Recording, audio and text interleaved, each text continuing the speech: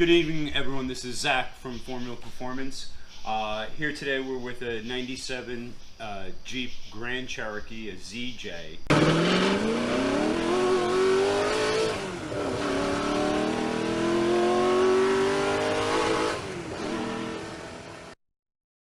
You may have remembered I had the Joker Jeep Wrangler.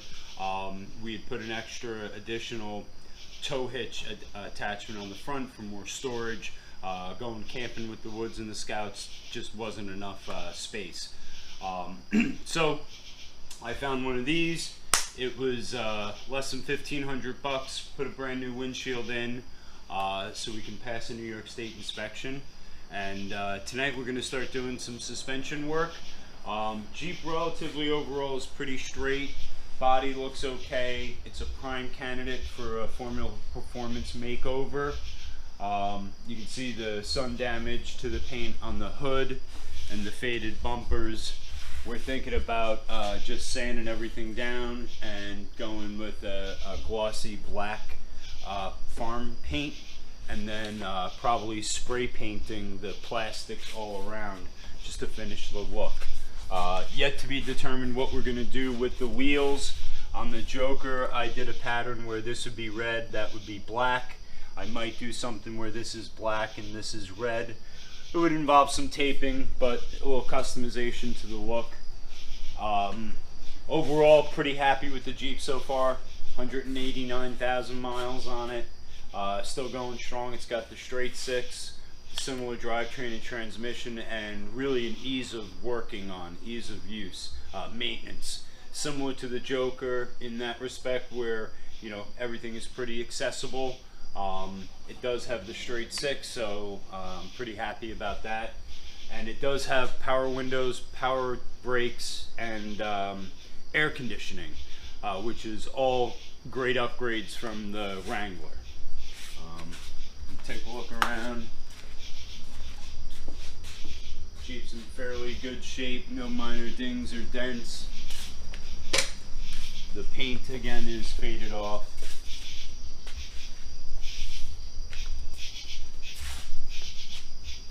This one also has 4 doors, unlike the Joker. Plenty of storage space. Leather seats. They're beat up. The Jeep's a 97, so it's got some years on it.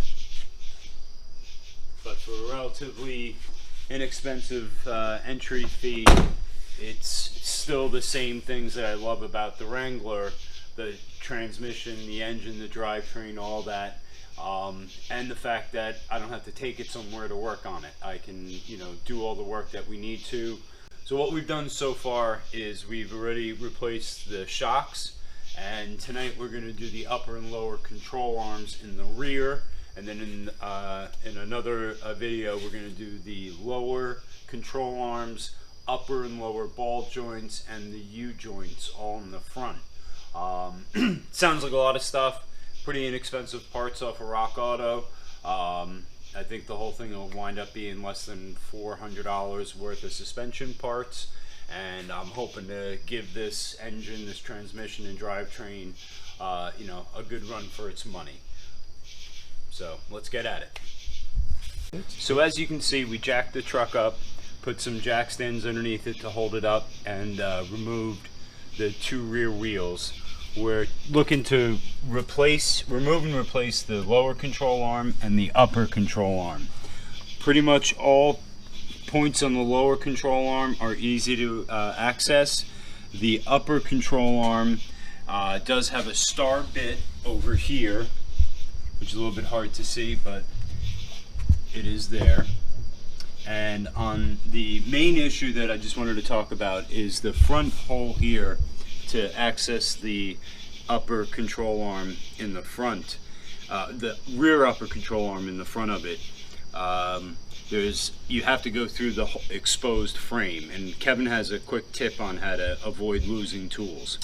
What you want to do is basically get your socket and an extension, tape the extension and socket together so you don't drop your socket or extension inside the frame.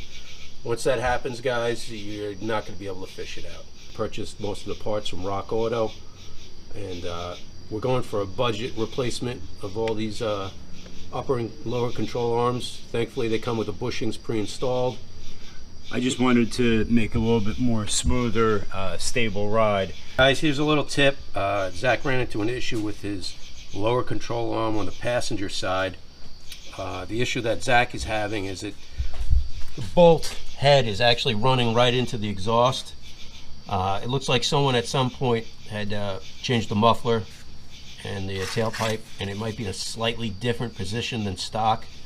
So we're going to wait until tomorrow. The next day we're going to get a new bolt, and we're just going to cut the old one and actually install the bolt in from this side, the bolt head on this side here, have the nut facing the exhaust. Just one of those issues that you run into an older Jeep. Nothing that can't be solved. Eventually Zach is going to update the exhaust. Zach removed the lower control arm on the driver's side. Fairly simple. Once the bolts are out, you probably find it a good idea to wire wheel some of the rust off the threads. Just clean up the bolts. Maybe put a little grease on side the bushing area. Other than that, it's a simple install.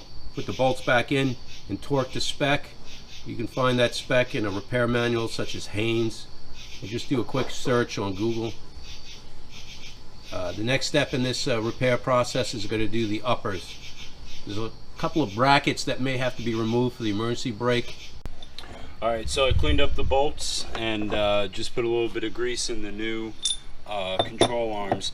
As you can see, there's some major damage in the bushings, a lot of dry rot. The metal on this is still solid, but the bushings are what went. So for, I think it was $15 for the cheapest ones off Rock, I got these brand new. I'll install them. I'm sure I'm going to get at least 50,000 miles, maybe 25, who knows, but should be a significant upgrade to these ones. Zach's starting to install the lower control arm here. He's going to slide some of the bolts in.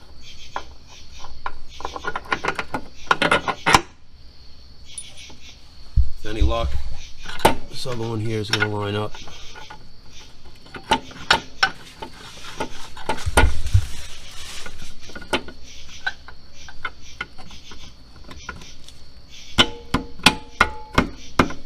Just a quick bang with a hammer, or in Zach's case, his hand. You got a hammer handy? Give me a sec.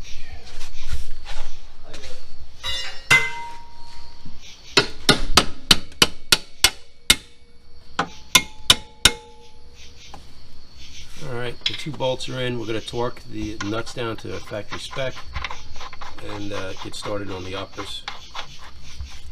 Zach's Jeep threw a code for a Purge solenoid. It's part of the evap system. Here's the part number. We purchased this Purge valve on Rock Auto.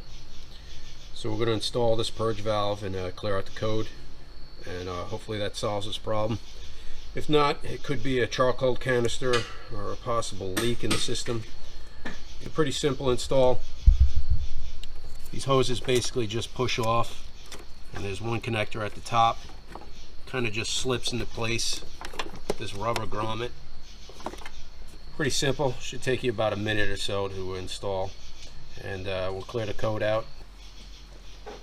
That rusty piece of shit isn't coming out. Really? Yeah. Can we see if... Just give me a sec.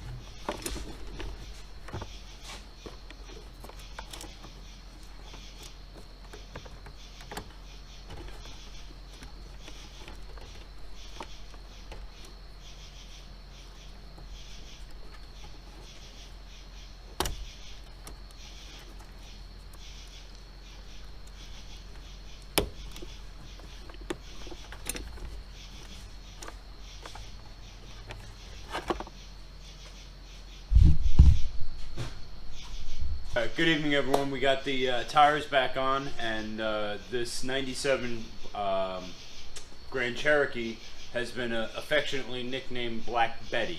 Like I said, the paint job's going to be obviously needing to be gone over, but we did get the lower and upper control arms in the rear swapped out on the driver's side.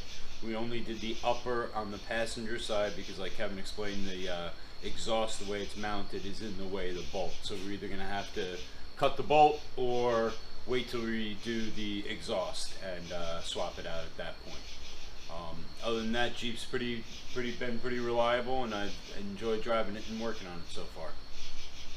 So thanks again for watching. If you enjoyed the video, please like and subscribe. Hit hit any comments up, any questions, and have fun rolling with your Jeeps. Thanks. As you can see, we have the rear tires off. We have the car jacked up, safety stands. Just start. Fuck you, bro. It's just me talking, okay? Sorry, man. It's okay, man. I get where you're coming from.